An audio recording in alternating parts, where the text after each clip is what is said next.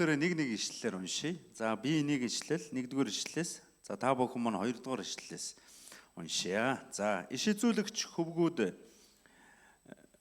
Илишад харагтун тантай хамт бидний амьдарч байгаа газар бидэнд маш давчуу юм.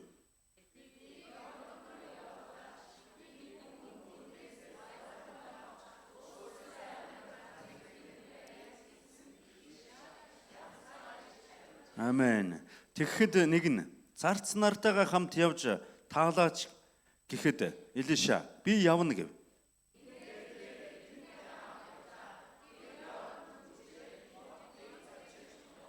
Гэтэл нэг нь гойлон унгаж байтал сүхний толгоо усан дунав. Тэр аяа эзэн минь энэ нь зээлийн юм байсан гэж уулга алдав.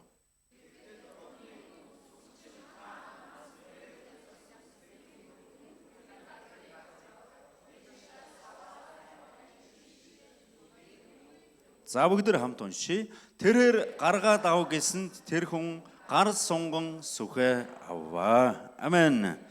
За өнөөдөр нэгдмэл байдал ба итгэлийн нүд сэдвээр инх жаргал пастор маань үг хуваалцсанаа. Бүгд алга дашин өгтөн авъя. Халелуя. За өнөөдөр ч гэсэн эзний үгээр та бүхэнтэйгээ уулзж байгаадаа маш их баяртай байна. За зуны завгүй өдрүүд дуусч гэнэ үү? Арайш дуусаагүй байна уу?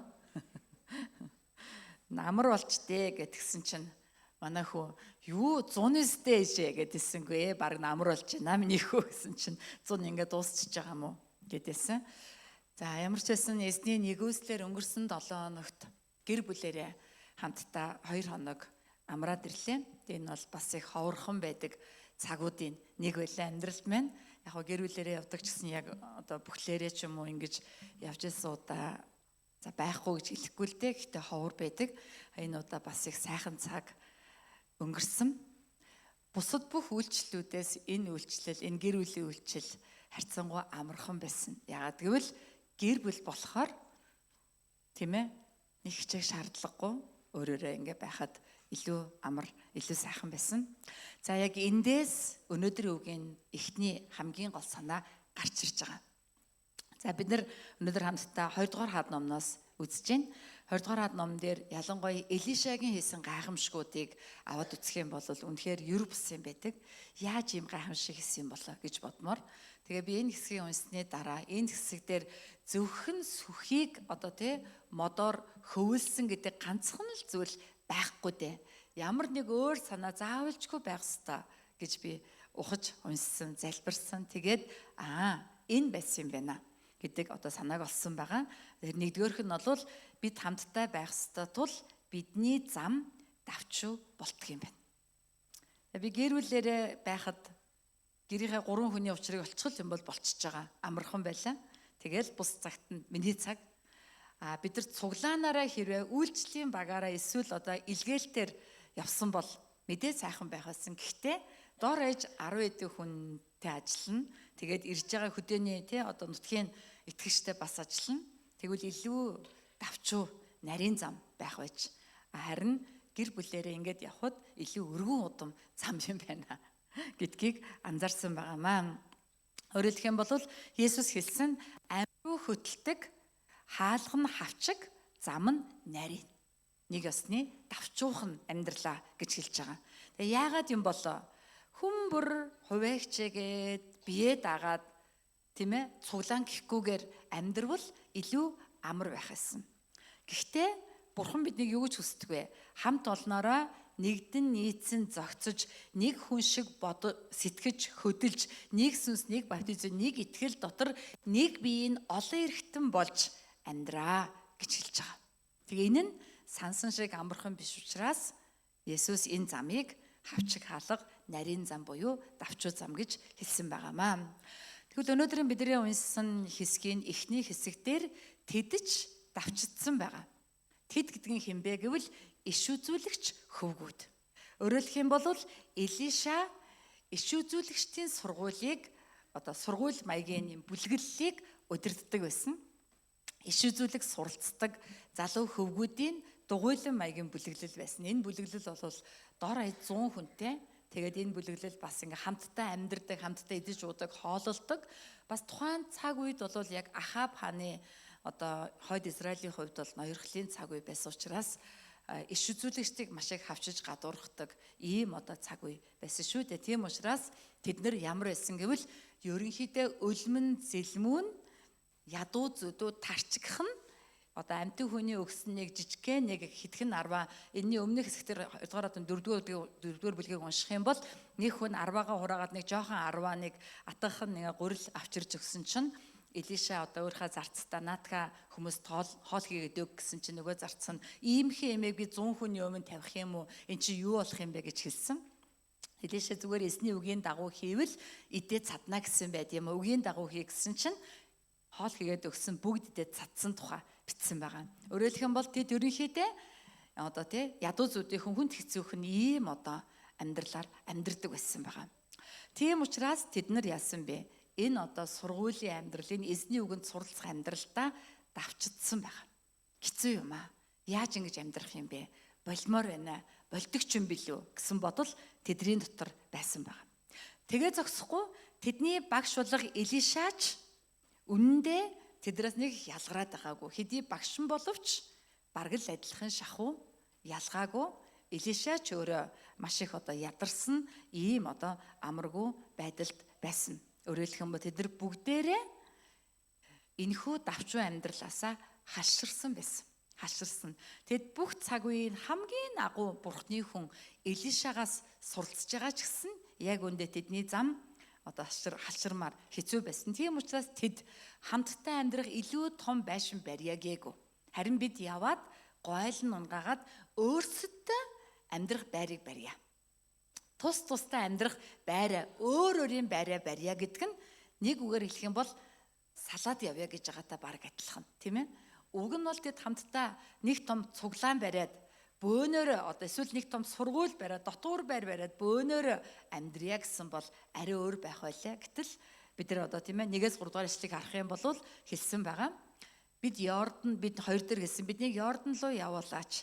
Бидний хүн бүр тэндээс гойлон мод авч өөрсдөө амьдрах газрыг тэнд барья гэлцэнд Илиша явцгаа гэж хариулсан. Өөрсдөө гэдэг энэ үг нь яг тус тустай гэсэн Библийн санааг илүү тод одоо харуулж байгаамаа. За тэгээд бас Йордан руу явахыг хүссэн байгаа. Йордан гэдэг бол ерөнхийдөө Илишагийн энэ одоо иш үзүүлгийн сургуулийн хүмүүс голдуу хойд Израиль буюу Самар хаваар байрладаг байсан. Хойд Израилийн нийслэл бол Самар байгаа. Тэгэхээр хойд Израиль буюу Самар гэдэг нь яг хором Ахаб хааны эд одоо яг ажиллаж байгаа газар талбар. Тэдний хувьд бол хамгийн хэцүү хатуу хөрс гэсэн үг байхгүй. Тийм учраас эдгээр Йордны шугуур буюу Йордны зүүн эрэг рүү магадгүй явахыг хүссэн байх. Яг бол Йордны зүүн эрэг дээр Гилеад гэдэг нутаг байдаг. Гилеад нутаг бол эртнээсээ үржил шимтэй ой мод ихтэй ийм газар. Тэгээ зогсохоо гуайлан гэсэн байгаа. Гуайлан гэдэг бол дүнз одоо нөгөө торох гэж ярьдаг шиг дүнзтэй адилхан том одоо барилгын материал шүү дээ. Мод нь тийм ээ. Би тэгж ойлгож байгаа. Тийм одоо том мод бэлдээ гэвэл Йордны баруун эрэг бол харьцангуй цөлөрхөг ийм одоо талархуу газар бөгөөд услахаатай газар л мод ургадаг юм байна. Харин зүүн эрэг бол угаас үржил шимтэй, угаасаа мод ихтэй газар учраас тэндээс л том гойлон модуудыг авах боломжтой. Йордны зүүн эрэг рүү тэд нар явахыг хүссэн гэдэг нь илүү амьдрахад тохиромжтой, амьдрахад илүү таатай газрыг сонгож одоо явахыг хүссэн. Тэгээ зогсохгүй тэд өөрсдөө амьдрах газраа барья гэдэг. Өөрөөр хэлэх юм бол хамтдаа байж асуудлыг даван туулахаас илүү хуваагчж өөрийгөө бодож илүү амар хэлбэр арга замаар шийдья гэсэн хандлага энэхүү яриан дээр байгаамаа. Тийм учраас тэд явъя гэсэн Илишаач одоо яв гэсэн байгаа. За тэгвэл цуглаан ямар газар вэ? Цуглаан гэдэг бол хамтдаа байхаар дуудагдсан хүмүүс юм. Энэ дэлхий дээр супер цуглаан гэж хаанч байхгүй. Төгс төгөлдөр чуулган гэж байхгүй. Бүхэл чуулганд асуудал байдаг. Бүх чуулганд асуудал байдаг, тийм ээ? Бид асуудалтай юутай хүүтэйгээ нэгдэжээч энэ давчуу замаар алхах. Тийм учраас энэ давчуу нарийн зам байгаа. Хэрвээ бид нар амар вэ гэвэл заавал цуглаан дээр заавал ядаргаатай таалагдахгүй хүмүүстэйгээ цуг байх шаардлагагүй. Зүгээр л ганцаараа гэртээ бие дагаал онлайнаар мөргөл өргөл яваад иж болно. Гэвч энэ үнэндээ эзний хүсэл биш. Эзэн юу хүсдэг юм бэ? Эзэн биеийнхаа нэгдлийг хүсдэг. Эзний бие нэгдмэл байгаасаа, цугладаг байгаасаа. Эзний бие биенээ хүлцэн твчдэг. Бусдыг өөрөөсөө дээр гэж үзэн нэгэн бие байгаасаа гэж эзэн хүсдэг байгаа. Тийм учраас чуулганы онлайн ном гэж нэрлэгдэх Эфес номны 4-р бүлгийн 1-6 дээр ингэж хэлсэн байгаа. Би эндээс уншаад өгье. Чуулган дандаж хэлж байгаа. Эфес гэдэг бол чуулганы онл гэж ойлгож болно. За, иймд та нар буюу чуулган буюу хамтын туяа. Та нар дуудагдсан тэрхүү дуудлаганда зүү зөстэй явахыг эзний хоригдл би хичээнгүйлэн ятгая. За тэгвэл ингэхдээ буюу яг ямар дуудлага юм бэ? Ингэхдээ даруй бөгөөд дүлгөөн зангаар хайр дотор бие биенээ хүлцэн твчиж амар тайвны холбоосонд сүнсний нэгдлийг хадгалахыг хичээхтүн. Та нар дуудагдахдаа нэг найдварлуу дуудагдсны адил нэг бие, нэг сүнс, нэг эзэн, нэг итгэл, нэг баптизм, нэг бурхан байна. Тэр бол бүгдийн эцэг бөгөөд бүгдийн бүгдээр дамжин бүгдийн дотор байдаг нэг юм аа. Амен. Тэгэхээр бид нар энэ эзнэр нэгдмэл болсон байгаамаа. Тийм учраас хамтдаа амьдрна гэдэг нь чуулганы дуудлага бөгөөд тийм учраас сэтгэлийн замыг магадгүй нарийн давчуу зам гэж хэлсэн байх. Ерөн бид нар бол цуглааны амьдрал, цуглаандаа явах гоё, сайхан гэж ярьдаг. Гэхдээ олон хүн хэлдгүүл болохоос ч цуглаан дотор байх хэцүү, төвхтэй, баймааргүй ийм тохиолдол бидэрт олон байдаг. Үйлчлэлийн багт үйлчлэлд орох нь Бурхны өрөөл авах чухал зам гэдгийг бид нар бүгд мэддэгч яг үндэ үйлчлээд явбал баг дотор таарамжгүй, тохиромжгүй тэгээд хиймээргүй болмоор ийм үе биднэрт олон байдаг. Тийм учраас нарийн давчуу зам. За Элиша тэднийг явал гэсэн. Магадгүй Элишагийн байнгын сүнслэг онгод түүнийг ядраасан юм шиг. Байнга эзний сүнсний дарамтанд байна гэдэг бол маш хэцүү. Маш хэцүү. Байнгын ундсан сэрсэн зүрхэн дотор чинь залбирал дандаа явагдаж байна гэдэг бол маш хэцүү байдаг. Заримдаа нэг хэсэг би чинь унд чатгаа болоод ягаад бол ундах гэ тэгэхээр л ингээл эзэн минь бараа гэл ингээл юм дотроос ингээл яриад өрөө салахгүй. Тэгэл ингээл болох ундахынс ингээл тэгэхээр л дотроос ингээл залбирал гарч ирээд ерөөсө болсон сусан ч гэсэн байнгын үрдийн мөнхийн ийм байдал бол хүнийг маш их ядраадаг. Элишач магадгүй ядарсан юм шиг мэдрэгдэж байгаа. Тийм учраас тэднийг хориглоочгүй, буруутгаачгүй явцгаа гэсэн. Тэр байтугай би ч явна гэсэн. Өөрөөр хэлэх юм бол яг явцгаа би ч явна гэдэг энэ ишлэл дээр хүний хязгаар мэдгэж байгаа. Хүний хүрээ хязгаар. Ядуу зүдөө, өлөн зэлмүүн, санхүүгийн хүнд асуудлын дунд хүмүүс бид нар хүний хүчээр хэр удаан тисэж чадах вэ? Энэ бол үнэхээр тисгэд бэрх хязгаартаа тулж байгаа. Тэгээд явъя. Бүгдээрээ Йордны зүүн эрэг рүү очие. Мод огтлоо те. Өөрөөсөө орон бариад амьдрий. Арай илүү өөр амьдралыг, дээр амьдралыг сонгоё гэж Элишач түүнийг дагжсэн тэр олон иш үзүүлэгч хөвгүүдэж ботсон юм шиг байгаа юм. За манай хамтын туяа цуглааны хувьд ч гэсэн бид нар ингээд өнгөрсөн түүхээ аваад үзэх юм бол бид үргэлж элбэг дэлбэг одоогийнх шиг байгаагүй. Анхандаа бидний 7 хоногийн өргөл гихтэл 300 мянга касын мөнгөөл бүрдүүлдэг байлаа. 300 мянгаас нэг 70-80 мянган төгрөг өргөлөөр илүү орж ирэх юм бол бушуухан аваачиж дансанд хийх гэж яардаг. Тэгээ касанда 300-г аваад 300 дотроо багтаж 7 хоногтой амьдрах ёстой байдаг гэсэн. Тийм учраас бид нар цуглаан дээр ирж кофе ууна гэдэг бол том тансаглал, том баяр хөөр байсан. Цуглаан дээр нэг годгор шар кофе олдоод түүнийгээ уух юм бол үнэтэй кофе шопонд орсноос ч илүү ас жаргал мэдэрдэг тийм өдрүүд цаг хугацаа байсан юм аа. Цуглаан зайлшгүй хэрэгцээтэй юмыг л авахаас биш, илүү дутуу юм авахгүй. Ямар нэгэн эвдэрвэл аргалаж засна, тийм ээ? Аргалаад болгох хувилбарыг дандаа сонгодог байсан. Нэг удаа маань цуглааны энэ байрны өмнөх хуучин байрны маань тогоор халдаг, халаагуур эвдэрсэн. Тэгээд өвөл тэр чин баг 11 сар билүү байсан санагдаж байна. Халаагуур эвдэрх юм бол бүх пар хөлдөн, бүх пар хөлдөх юм бол маш том санхүүгийн дарамт учрна. Энэ дарамтыг яаж давах вэ гэдэг ийм том асуудал байж исэн болохоор цахилгааны хүн дуудаа тэр хүнийг тэр асуудлыг одоо засан шийдэл нь санаа амар гэртээ харж чадахгүй хажууд нь манд зогсоод маргааш нь одоо хатгаад усч халуурч байсан санаанд үлдсэн байдаг. Өөрөөр хэлэх юм бол тэгж одоо чуулганы тийм ээ амьдрал маань тарчигхан байсан, хүрч чаддаг байсан, арайчуу нэг юм тийм ээ хүнд өгсөн мөнгө дандаа буулгадаг, дандаа хасдаг. Тэгэл тэр мөнгө бараг хурам сугуулахын дайтай нэг юм өгөөл ингэж одоо явдаг байсан. Цуглаанд цэвэрлэгээ хийдэг хүн тусдаа байгаагүй тэр үед. Цуглааныхаа өглөө ажил дээр ирээд цуглаанаа бүгднгийн шүрдээд зав гаруул чадвал угаач гэсэн халуус байхгүй. Тэгэл ямар ч байсан нэг юм дутуу зэлмэгсэн арчаад том юм онгоцны зүшээр ажилдаг том тэнтэй тэр тэнээ асааж агаад цуглаанаа цэвэрлээд тэгээд ажилдаа ордог байсан цаг хугацаа 1-2-оор тогтохгүй. Сүүлд нь эсийн бүлгөөд ээлжил цэвэрлэгээ хийсэн.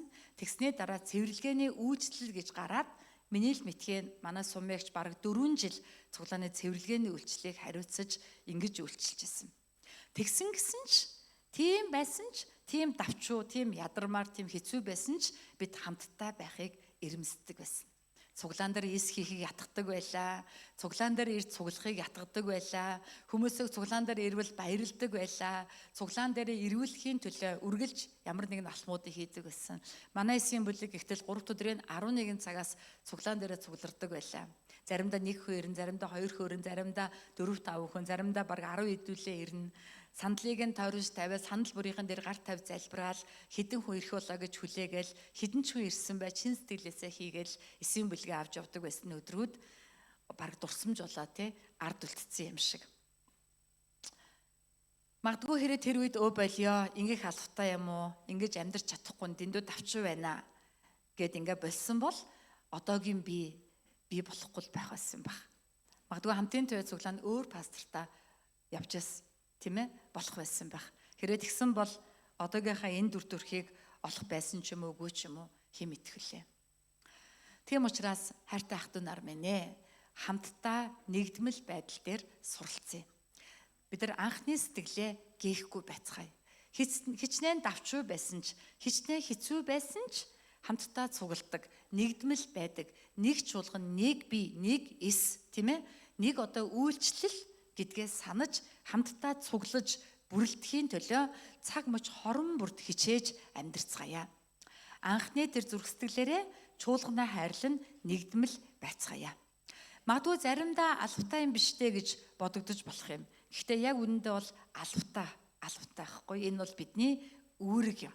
Энэ бол бидний дуудлага. Эфес номоор бидний дуудлагыг хэлсэн. Ямар дуудлагатай вэ? Нэг сүнс, нэг эзэм, нэг итгэл, нэг баптизм дотор нэгдмэл байх. Бие биенээ хүлцэн твжиж хайр дотор хамтдаа байх дуудлага чуулганд байгаа. Амен уу? Тийм учраас чуулган дээр зөвхөн эзний өдөр л ирээд явна гэдэг бол хангалтгүй. Эзний өдөр ч ирэхгүй байгаа хүмүүстэй бүр ярих ч юм биш. Би дандаа л хэлдэг. Миний пастор хүний хувьд баримталдаг. За бараг цор ганц зарчим гэж болно доо. Эзний өдрийг л сахих ёстой. Юу ч болсон эзний өдөр тасалж болохгүй. Яадаг ч байсан эзний өдөр заавал ирэх ёстой. Бусад бүх юм дээр бол ойлголцож болно. Эзний өдрийг таслахыг би ерөөсөө ойлгож чадахгүй гэдэг ийм л зарчим барьж байгаа. Гэхдээ бид чуулганыг бүрэлдүүлье. Илүү өсөё гэвэл ганцхан эзний өдөр ирдэг байгаад хангалтгүй. Ерөөсөө хангалтгүй. Бид өнгөрсөн 100 завгүй байсан. Олон багууд ирсэн. Бид олон үйлчлэл хийсэн. Манай хамтын туяачууд сайн байсан.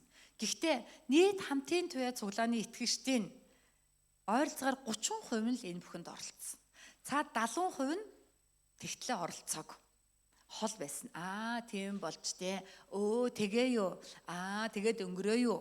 Гэсэн иймэрхүү хөндлөнгийн байр сууриас л хандсан байна. Энэ бол бидний хувьд бол маш том одоо өөрсдөө эргэж харах асуудлаа гэж би хэлмээр байгаамаа. Магадгүй бид нар дэндүү давчуу замаас явхаасаа халшраад амийн зам руу амьд хөдөлдөг замаасаа ирэх гээд байна уу? Бид үнэхээр нэгдмэл байдалд цуглахад хүчээ зарцуулах хэрэгтэй байна. Эзний өдөр төдийгүй 5 дахь өдрийн залбирал.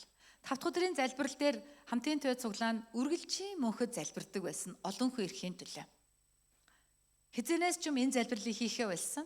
Тэгсэн чи яг тогтоодсон юм шиг 20-30 хүн л ирдэг болсон. Өөр хүн ирэхгүй. Бусд нь надад ямар ч хамаагүй би завгүй бөглөрл ихтэй байхад чинь, ажилтаа байхад чинь дэндүү давч юу байна гэж хэлж байгаагаас ялгаагүй сонсогдож байгаа. Дэндүү шахаж гинэ гэж хэлэхээс. Тийм учраас бид нар тийм ээ эзний өдөр 5 дахь өдрийн залбирал гэдэг бол хамтын туяа сүлөөний сүнслэг амьсгал. Эзний өдөр гэдэг бол итгэгч хүний наад захын эзэнд үзүүлэх ёс зүй, ёс суртахуун. Энэ хоёрыг бид нар сахидаг байх хэрэгтэй. Дээр нэмээд эсийн бүлэг. Хамтын туяа цуглаан эсийн бүлгээр явж ирсэн. Цаашдаа ч энийгээр явна. Бид нар 3 хүн эсийн бүлэг гэдэг юм руу шин зүйл рүү шилжиж ороод бид нар одоохондоо жоохон жирэлзээтэй байгаа. Тийм учраас эсчүүлээ юу ч үлээ гэ. Тэгсэн ч гэсэн зарим эсүүд тогтвортой эсэ хийсээр л байгаа. Тэгэхээр бид нар яах нь эсийн бүлгээрээ цуглан гэдэг юм ерөөсөө мартаж болохгүй. Энэ бол хамгийн чухал зүйл байгаа. Дээр нь бид нар библи судлалуудыг хийж байгаа. 100 бол хэсэг завсарсан одоо хийж байна. Манай Магдалины баг өнөөдөр маш гайхалтай байна. Хүчирхэг, хөгжим техник, дуу хоолой бүх зүйл сайхан байна. Гэтэ энэ дээр нэмэх нь библи судлал. Энэ дээр нэмэх нь үг. Хэрвээ үг байхгүй бол хоос нь хангинах цан тийм ээ одоо нэжигнэх бөмбөр болол дуусна.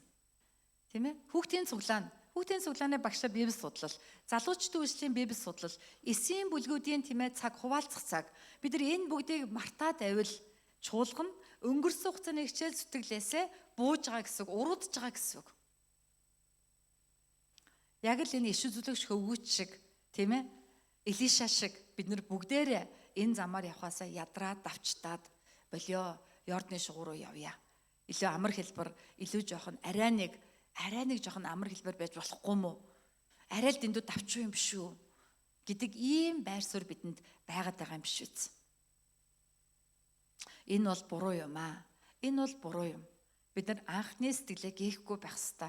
Ямар байдлаас бид хэн болсон бэлээ гэдгээ мартаж ерөөсөө болохгүй. Өнөөдөр хамтын туяа цуглаан яг хөгжих ёстой тэр хэмжээ, хүрх ёстой хэмжээндээ хүрээгүй байгаа хаач байсан. Тийм учраас биднэрт илүү хөгжих боловсрох, илүү их тийм ээ даруй зүрхээр нэгдэх шаардлага байгаа шүү гэдгийг та бүхэн маань өнөөдрийн үгээр дамжуулна. Иш үзүүлэгч хөвгүүд болон Элишагийн энэ Йордан руу явж гойлон бэлдэх гэж байгаа өөрсөдөө амьдрах байраа барих гэж байгаа энэ одоо тий үгээс анзаараасаа гэж хүсэж байна. Энэ эсний өмнө тааламж тандлага биш юм шүү гэдгийг ойлгосоо гэж хүсэж байна. Амен уу? Амен уу? Амен. Аман нэгэд уруулаа хөдөлгөөд амен гэж хэлэхэд тийм хэцүү биш шүү. Амен уу? Амен. Амен. За хоёрдугаар одоо сэдв бол гол санаа бол 4-7 дугаар ишлэл байгаа. Саяных бол 1-3 дээр байсан. 4-7 дээр ямар сэдв өгсөн бэ гэвэл мөнгөн сүх, алтан сүхч биш, төмөр сүхний гайхамшиг. За нэг түлээчин байсан. Тэрээр ойд мод хийж итэл сүхнийхэн толгоос сугараад гол руу унаад тэгээ живчиж. Тэгэн гот өнөө түлээчин маань маш их халаглаад надад байгаа цор ганц өмч хөрөнгө минь юмсан, амин зуулга минь юмсан, одоо яана гэл уйлж гарчээ. Тэгсэн чинь усны савдаг уйлахыг нь сонсоод уснаасаа гарч ирээд алтан сүх харуулж. Шинэ сүх энэ мөн үү? Түлээчин харсан чинь алтан сүх байна. Бишээ биш гэл тэгчихэн. Тэгэн гут савдаг ус руу ороод дахиад мөнгөн сүх гаргаад ирж. Энэ чиний сүх мөн үү гэсэн чинь бишээ биш гэж. Тэгээд одоо савдаг 3 дахьтаа төмөр сүхийн гаргаж ирээд энэ чиний сүх мөн үү гэсэн чинь тийм ээ миний сүх бол төмөр сүх юм а мөн байна гэж гэлж. Тэгэн гут усны савдаг чи шуналтахгүй тийм ээ эгэл даруу яг л өөрийнхөө амийг л авж байгаа ийм сайн хүн байна гэд төмөр сүхийн нөгөө дээр нэмээд мөнгөн сүхийгч алтан сүхийгч өгчээ.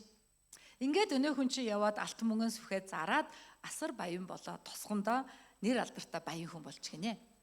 Гэтэл энэ байдлыг харсан овжин муу санаатай өөр нэг түлээчин нөгөө хүний сүхэн унгасан гол дээр очиод хэрэгээр зүхнийхээ толгой гол руу чулуутчих. Тэгээд голын эрэг дээр яана амин зуулгын минь ганц одоо хөрөнгө юмсан одоо би сүхгүй яана гэл уйлж гарч гинэ.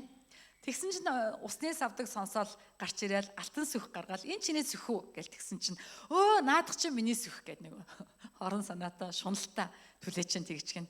Тэгэн гут усны савдаг уурлаад чиний сүх биш штэ чи ямар шуналтай юм гээд өнөөхөнд төмөр сүхийн чөглгөө хөөгөөд явуулсан гинэ. За энэ үлгэр ба өнөөдрийн түүх хоёр юугаараа ялгаатай юм болов? Элишагийн залуучууд яг адилхан байдалд орсон байгаа. Тэд нар Йорданд очоод сүх агалж исэн чинь, мод агалж исэн чинь ингээд одоо гойлонгаа бэлтжижсэн чинь сүхнийхэн толгой сугараад ус руу живцсэн. Тийм ээ, тухайн цаг үед бол төмөр гэдэг бол ховор бараа, төмөр тэрэгтэй айран бол хүчрхэг айран. Тухайн үеийн Израилийн хамгийн гол дайсан бол Арам байсан. Арам аймаг одоо улс байгаа.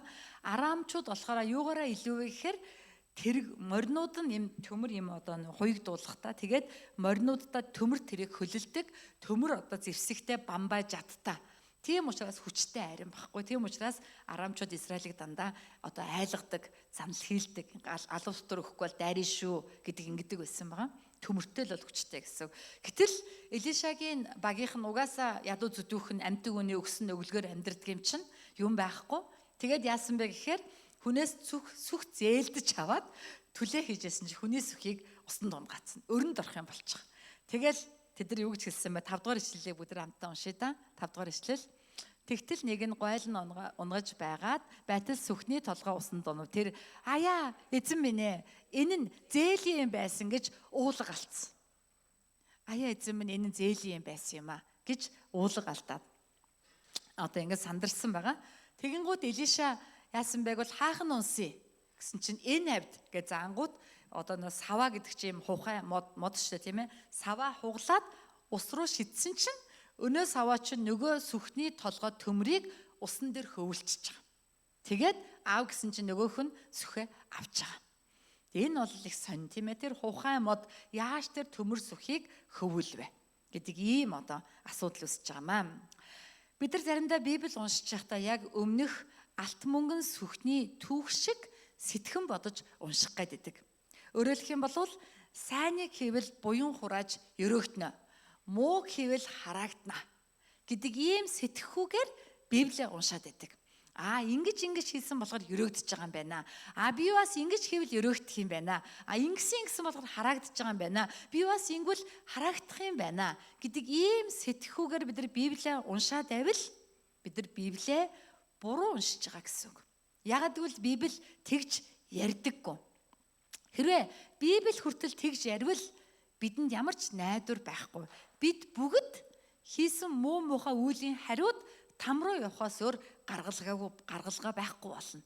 Гэтэл бид нар муу юм хийдэг, бид нар одоо ч заримдаа тийм ээ санаатаа санаандгүйгээр гим нүгэл хийдэг. Тэгсэн ч бид Христийн загалмай нэгүслэр уучлагдаад аврагдаад байгаа. Өөрөөр хэлбэл Библи нэгүслийн сайн мэдээг ярьдаг, өөр юм ярьдаг гэсэн үг. Амен оо. Тийм ээ? Сайн юм хийвэл алтан сүх, мөнгөн сүх, дээр нь төмөр сүхтэй ч болно. Муу юм хийвэл алтан сүх, мөнгөн сүх, төмөр сүхчгүй болно гэдэг учир шалтгаан ба үр дагаврын философи энэ дэлхийд байдаг. Учир шалтгаан байвал үр дагавар гарна. Үүнийг болохоор үйлийн үр гэж бас нэрлэдэг байгаа тийм ээ? Ингэж амьдрвал ингэж зовно. Ингэж муу юм хийвэл ийм үр дагаварт хүрнэ. Энэ бол энэ дэлхийн ертөнцийн философи. Энэ дэлхийн ертөнц даяар яг үүнийг одоо хүчтэй байгаад онд сураад өндөр байр суурь эзлээд тийм ээ одоо ингэх юм бол мөнгө их олон, авяас нэрэнд одоо авяас чадланд тодорно, эрх мэдэлд хүрнэ, сайн сайхан амьдрна. Тийм ээ? Аливаа зүйлээр спортоор сайн хичээлээд амжилт гаргаад тэх юм бол яах вэ? Гадаад дотоод яваад газар сайхан үзээд амжилтанд хүрээд сайн сайхан болно. Дандаа энэ юуг ярьж байгаа юм бэ гэвэл учир шалтгаан үр дагавар. Ийм учир байгаа учраас ийм үр дагавар гарч ирж байна. Гэтэл Библи хэрвээ ингэж ярил бидний бүгднийг үх гэж хэлж байгаатай адилхан болчихно. Өөрөөр хэлбэл ертөнц цаана хүн төрлөختөнд юу гэж ярьдаг вэ? Бүгдээрээ та нар үхнэ. Үхэхээс аргагүй. Та нар угаасаа үүлийн үрээ эдлээд зовно. Үхэн. Тэхээсөр замгүй гэж одоо энэ учир шалтгаан ба үр дагаврын философи ярьдаг байна. Гэтэл Библи өөрийг ярьд юм аа. Биднийг тийм ээ одоо бидний итгэдэг сайн мэдээ буюу бидний Библи бидний сул доройг мэддэг, бидний гим нүгэлтэйг мэдж байгаа. Гэсэн ч тэрнээс өндөр хайраар бурхан биднийг хайрлсан байна. Тэр өндөр хайр нэгүслэр тэр загалмай нэгүслэр бид аврагдаж бид өнөөдрийн бид болно өөрчлөгдөж байгаа. Энэ бол Библийг унших бидний харах өнцөг. Бид нар Библийг уншихдаа дандаа энэ нэгүсэл гэдэг талаас нь бодож унших ёстой. Тэгэхгүй бол нэг л мэтгээд надад тогтцсон ертөнцлөг бодол болох учир шалтгаан үр дагаврын нүдээр уншаад авах юм бол бид энэ дэлхийн ертөнцийг дагаж байгаагаас ялгаагүй болчихно гэсэн үг юм аа. За энэ хэсэгтэр Элиша Есүсийн дүрийг гаргаж байгаа. Есүсийн дүрд орлон тоглож байгаа гэж хэлж болно гэсэн үг. Тийм учраас Элиша зайлшгүй хамт явах шаардлагатай байгаа. Өөрөөр хэлэх юм бол биднийг алдаа гаргасан ч, биднийг буруу бодол тээж, буруу тишээ явсан ч бидний эзэн бидэнтэй үргэлж хамт байдаг. Энэ бол нэгүсэл юм. Буруу шийдвэр гаргасан болохоор би чамайг хаялаа. Чи буруу шийдвэрийнхээ үр дүнд өөрөө зов. Би чамайг орхиод явлаа гэвэл учир шалтгаан үр дагаврын философи яваад байгаа. Гэтэл Есүс Христ яадаг вэ? Үеийн төгсгөл хүртэл хамт байна гэж амласан болохоор ямар ч цаг үед бидэртээ үргэлж цуг байдаг. Тийм учраас Элиша хүнийхээ хувьд ядарсан байсан ч Христийн нэгүсэл байсан болохоор юу болохыг эзэн мэдсэн болохоор Элиша иш үзүүлэгч хөвгүүдийг дагаад явхаас өөр аргагүй болж байгаа юм. За бас хатсан хөнгөн саваа мод хүнд төмрийг хөвүүлж байгаа. Ингээд нэгээс надад ингэж тээж гаргаж ирсэн биш. Тэр модыг шидсэн чинь тэр төмөр өөрөө хөвөө гараад ирсэн байхгүй. Тэгэхээр энэ өшөөнигийн мод шиддэг үйл явдал Библиэд байдаг. Хаана байдаг вүлээ? Санаж гинөө. Нэг холбоод бодвол та нар бүгдээрээ шинэ ахин анги төгссөн биз дээ. Уг нь шинэ ахин анги дээр би зөндөл ярьдаг да. Шинэ ахин анги дээр 5 цөлийг бид нар туулнаа гэж ярьж байгаа. Итгэлийн амьдралын газрын зураг дээр 5 цөлийг туулдаг. Тэдний хамгийн эхний цөл бол шуурын цөл байгаа. Шуурын цөл тэд нар яадаг вүлээ? Марагийн шорвог худагтаа нүүр тулдаг. Тэгээд ус байдаг, уудагч амны цангаа гаргахгүй. Яагаад гэвэл шорвог учраас. Тэгээд арт түмэн гонгинсан, харин Мосе залбирсан чинь бурхан түүнд нэг модыг үзүүлээд тэр модыг ус руу хаяхад ус амтлаг болж хувирсан. Тэгээд тэд усыг уусна. Энд ямар гаргалгаа явдаг вэ?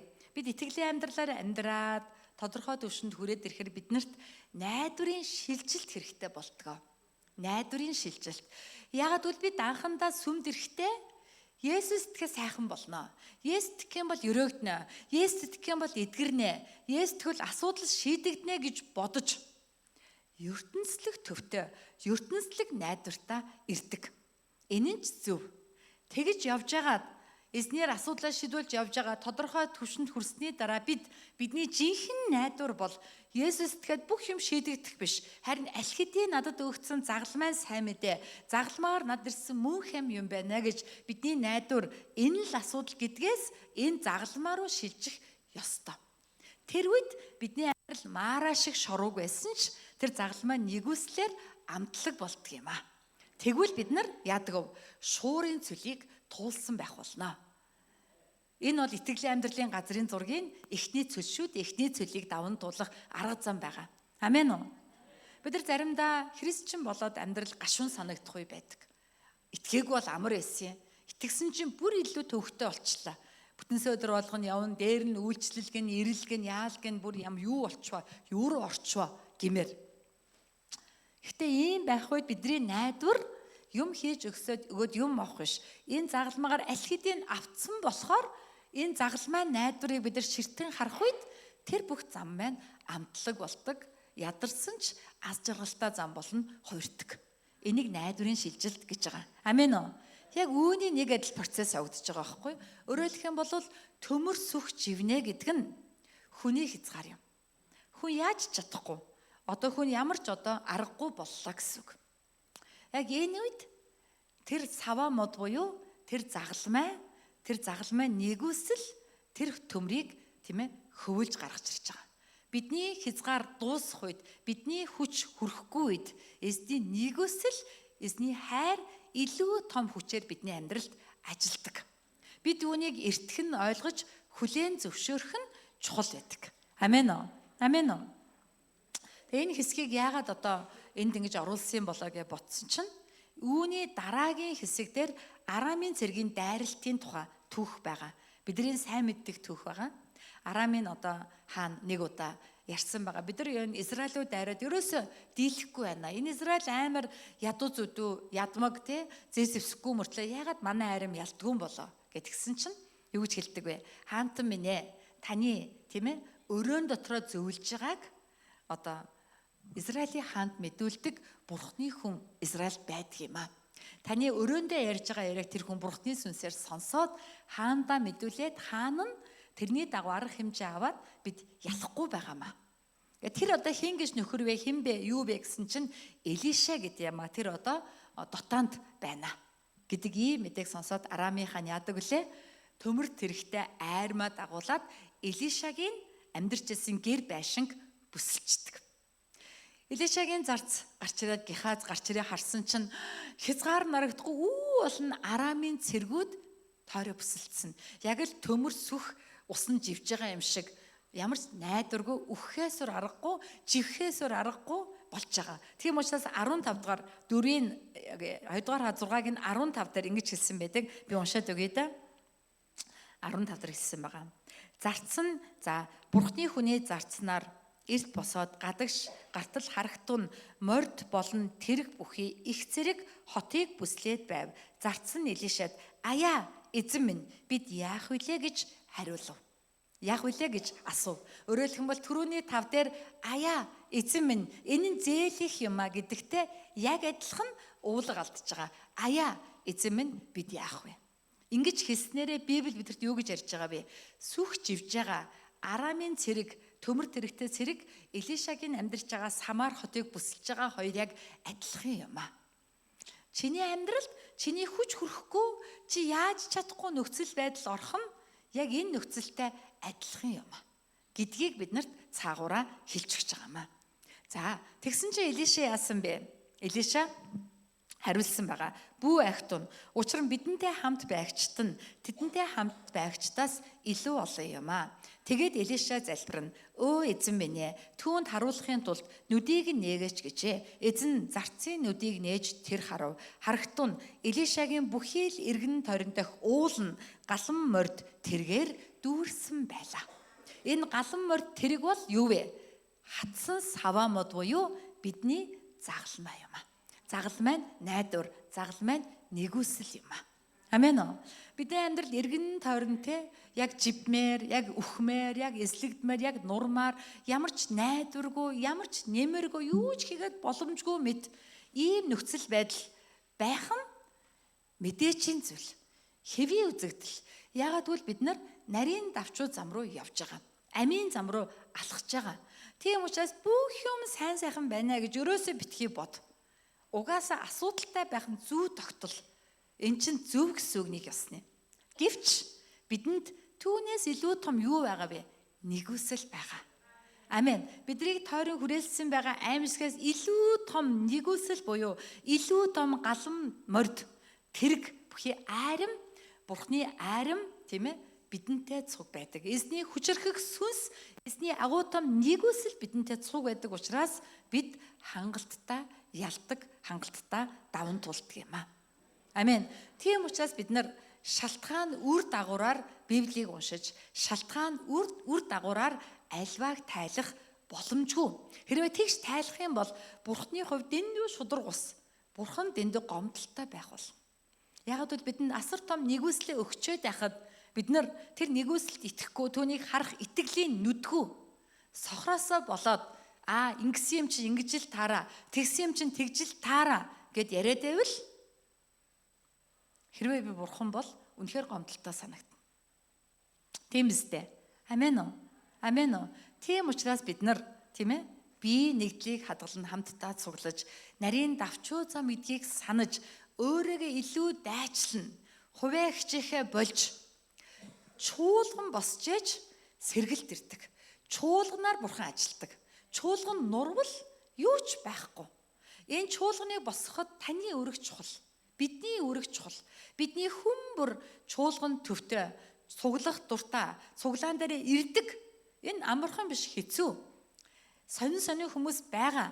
Тэгсэн ч гэсэн бие биенээ хүлцэн төвчилж, хайр дотор нэгдэж, бие нэгдлийг хадгалснаар Христийн бие босно. Тэгээ зогсохгүй бидэнд тэр бүгдээс илүү том нэгүсэл байгаа учраас бид хангалттай ялдаг, хангалттай даван тулдаг байгаа. Амен уу? Амен уу? Тийм одоо итгэлийн нүдтэй тийм нэгдмэл хүчтэй байвал хамтын туй цуглаан эснээс бидэнд өгсөн энэ газар дээрх үүргээ хангалттай биелүүлээд хожим мөнхийн диваачанд баяр хөөртэй орч чадна гэдэгт итгэж байна. Амен уу? Амен уу? Би дахин хэлье. Газар дэлхий дээр супер чуулган байхгүй. Супер мундаг пасторч гэж байхгүй. Бид нар бүгдээрээ адилхан, бид нар бүгдээрээ л хүн. Элиша хүртэл туйлдсан.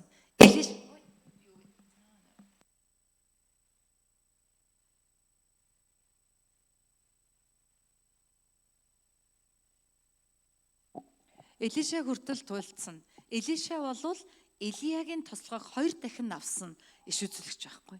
Тэгээ тэр ч гэсэн ядарсан байсан. Тэр ч гэсэн туйлдсан байсан. Явцгаая хамтдаа гэсэн ийм одоо хандлагатай байсан. Гэсэн ч эзний нэгүсэл байсан болохоор эзэн энэ сүхийг хөвөлснээрээ тэдэнд өөрийгөө баталсан төдийгүй Арамын цэргийн бүсэлтээс тэдний гайхамшигар гаргана гэдгээ урдчлан энэ сүхний үйл явдлаар иш үзүүлсэн. Бас өнөөдөр ч гэсэн бидэнд хэлж байгаа. Хамтын туйчудаа бие нэгдлийг хадгалаа. Давчуу байна. Шахуу байна. Завгүй байна гэж хуваагч ихэ бол. Өөрийнхөө амьдралыг барьж босгоно гэдгээ болох хэрэгтэй гэсэн үг. Чуулганы амьдрал үнэндээ миний амьдрал юм аа. Чуулганы амьдрал байж аж миний амьдрал байна гэдгийг битгий мартаараа. Амен уу? Амен уу? Энэ бол заашгүй үний юм. Чуулган нурвал Монгол газар ямар найдвар үлдэхий? Найдвар байхгүй шүү дээ. Найдвар байхгүй. Чуулган нурвал бүх юм байхгүй. Тийм учраас чуулганы амьдрал гэдэг бол үнэндээ миний амьдрал байхгүй.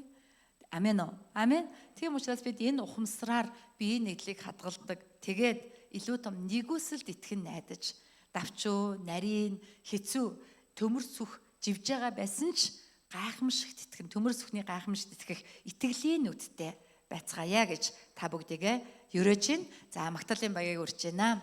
Бүгд хамтдаа магтан дуулаад хамтдаа залбирцгаая.